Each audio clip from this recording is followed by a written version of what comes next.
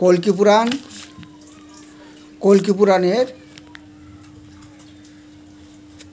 পুরাণের পাখি শুক পাখির কথা অনুযায়ী পদ্মাবতী তিনি শিবের মন্দিরে এবং দুর্গা ভবানীর মন্দিরে গেলেন, গিয়ে ভবানীকে পূজা করছেন এবং চণ্ডী মনে মনে চিন্তা করছেন। চণ্ডী প্রথম অধ্যায়ের নাম মধু কৈটব বধ। মহর্ষি মার্কেন্ড স্বীয় পিতা ক্রষ্টুকী ভাউরীকে বললেন, সূর্য তনয় সাবর্ণী, সূর্যের তনয় অর্থাৎ সূর্য, সেই সূর্যের পুত্রের নাম হলো সাবর্ণী, যিনি অষ্টম মনু হিসেবে কথিত হয়ে আছে। তার উৎপত্তি বিস্তারপূর্বক বলো, আমার নিকট তাহা শ্রবণ করো। আমি সূর্যতনা সাবর্ণী, তিনি কেমনভাবে উৎপত্তি হয়েছে তার উৎপত্তি বিস্তারপূর্বক বলছি, শ্রবণ করো। সাবর্ণী সূর্যতনয় জুহ মনু কত দেহস্তমহ নিশাময় তদুৎপত্তি বিস্তরাদ গদত মুমুহ। মহামানুভাবেন যথা মন্বন্তরাধিপ সহ বৌব মহাভাগ সাবন্তীর্ণস্ত রবে। হে মহাভাগ, সেই যে সূর্যতনয় অর্থাৎ সূর্যপুত্র সাবর্ণী মহামায়ার কৃপায় যেমন অষ্টম মন্বন্তরের অধিপতি হয়েছিলেন তাহা শ্রবণ করো। মনু, আমরা জানি অষ্টম মনু, সেই মনু থেকে সব মানুষের সৃষ্টি। সেই মানুষ কেমনভাবে তৈরি হলো সেটা আমি এখন বর্ণনা করব, তোমরা শ্রবণ করো। প্রথম মানুষ কীভাবে হলো, তারপর প্রথম মানুষ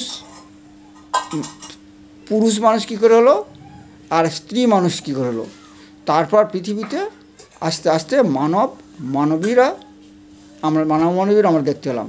তার প্রথম মানুষ সেই মনু থেকে উৎপত্তি, সেই জন্যে আমাদের নাম হলো মানব। সেই মনুর উৎপত্তি কেমনভাবে হলো সেটা শোনো। আমি আগে বলেছি যে পৃথিবীর উৎপত্তি মধু এবং কৈটবের মাংস থেকে উৎপত্তি, সেই জন্য এই পৃথিবীর নাম হলো মেদিনী। কিন্তু মেদিনী তো বুঝলাম, পৃথিবীর উৎপত্তি বুঝলাম, কিন্তু পৃথিবীতে যে মানুষ নরনারী কেমনভাবে নর এবং নারীর প্রথম উৎপত্তি হয়েছে, তারপর আস্তে আস্তে নরনারী ভরে গেছে, সেটা আমি আলোচনা করব। সরসিচ অন্তরে পুত্রং চৈত্র বংশ সম্ভবহ সুরথ নাম রাজা ভূত সমস্ত ক্ষিতিমণ্ডলে। পূর্বে দ্বিতীয় মনু সারসিত মনু অধিকার সময়ে সারসিসের জ্যেষ্ঠ পুত্র চৈত্রের বংশে উৎপন্ন হলো সুরথ। সেই সুরথ হলো রাজা, সেই সুরথ হলো রাজা। তিনি পৃথিবীর একাধিপত্য ছিলেন, পৃথিবীর অধিপতি ছিলেন সেই রাজা সুরথ প্রজাদিগকে ঔরজাত পুত্রের ন্যায় যথানীতি পালন করতেন। সেই সময় কলাবিধ্বংসী যবন নরপতিগণ তার শত্রুতে পরিণত হলো। যবনরা তার শত্রুতে পরিণত গেল সেই যে রাজা সুরথের সময়। সেই কলাবিধ্বংসী যবনগণের সহিত অতি প্রবল শত্রুদিগের দণ্ডদাতা রাজা সুরথের যুদ্ধ হলো। তাহারা সংখ্যায় অল্প হলেও তাহাদের দ্বারা সুরথ যুদ্ধে পরাজিত হয়ে গেলেন। অনন্তর মহাভাগ সুরথ প্রবল শত্রুগণ কর্তৃক পরাভূত হলেন এবং নিজ রাজধানী থেকে প্রত্যাগমন হয়ে গেল। তারপর তারা হলেন সেই স্বদেশের অধিপতি। তত সপুরম মায়াতোহ নিজ দেশাধিপোহ ভবৎ আক্রান্ত স মহাভাগস্তৈ স্তদা প্রলোবালিধিবিহি। এরপর সিও রাজধানীতে দুষ্ট এবং দুরাশয় এবং বলাশয় অমাত্যগণ অধুরা বলহীন রাজার ধন ভাণ্ডার ও সৈন্যদি অধিকার করে নিলেন। অতঃপরে সেই রাজা রাজ্য হারালেন, সুরত রাজা রাজ্য হারালেন।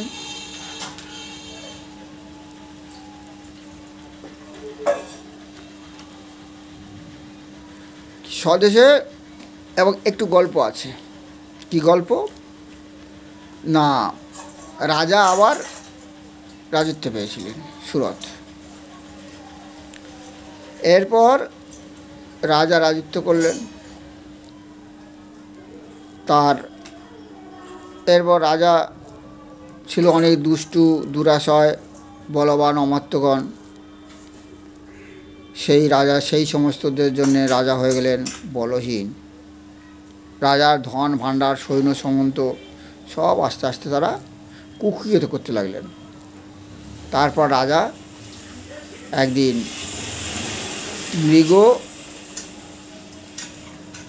সেই রাজা রাজত্ব হারিয়ে মৃগ শিকার করার রাজত্ব হারিয়ে মৃগ শিকার করবার ছলে একাকী অশ্বারোহণে প্রবেশ করলেন।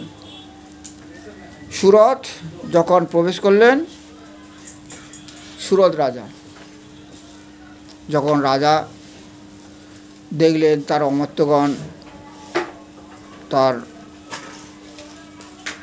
তারপর ধনভাণ্ডারগণ, তার সৈন্যদি তারা এমন ব্যবহার করলো, সে আর থাকতে পারল না।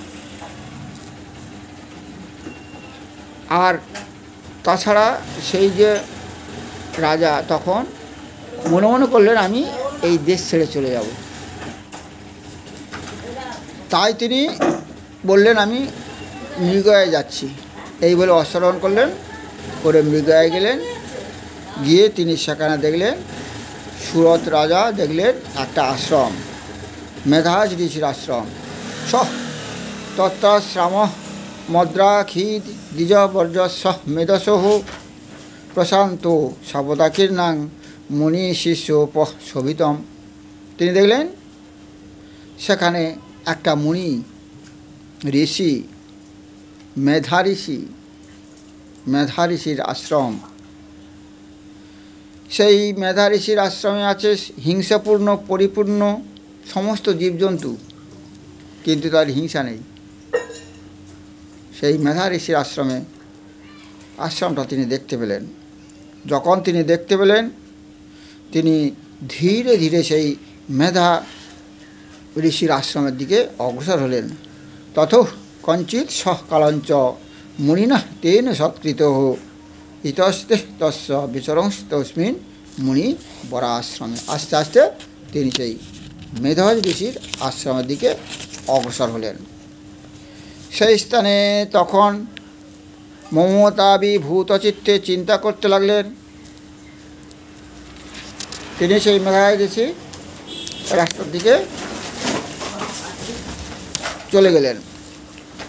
আর সেই স্থানে তিনি তখন মমতা অভিভূত চিত্তে চিন্তা করতে লাগলেন, অতীতকালের কথা চিন্তা করতে লাগলেন, পূর্বপুরুষদের কথা চিন্তা করতে লাগলেন।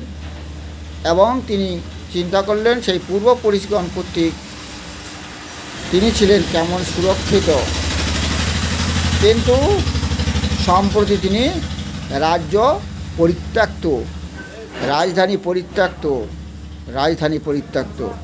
তার যে অমাত্য মন্ত্রীগণ তারা সব অসৎ চরিত্র না, যার ফলে ধর্ম অনুসারে তিনি রাজত্ব পালন করতে পারলেন না। সেজন্য তিনি চলে গেলেন।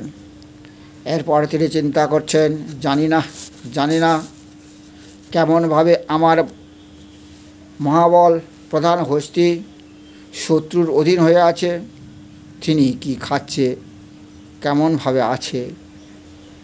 যাহারা তাকে পরিতোষিক করতেন, বেতন এবং ভোজ্যাদবতী পাইয়া সর্বদা তার অনুগত ছিল, যারা তার অনুগত ছিল, রাজা তাদের ভোজন দিতেন রাজা তাদের বেতন দিতেন, সেই জন্যে তারা ছিল তার অনুগত। তারা নিশ্চয়ই অন্য নরপতির দাসত্ব করছে। মে যে মমানুগতা নিত্যং প্রসাদু ধন ভোজনই অনুরক্তিং ধ্রুবং তেহদ্যা। আজ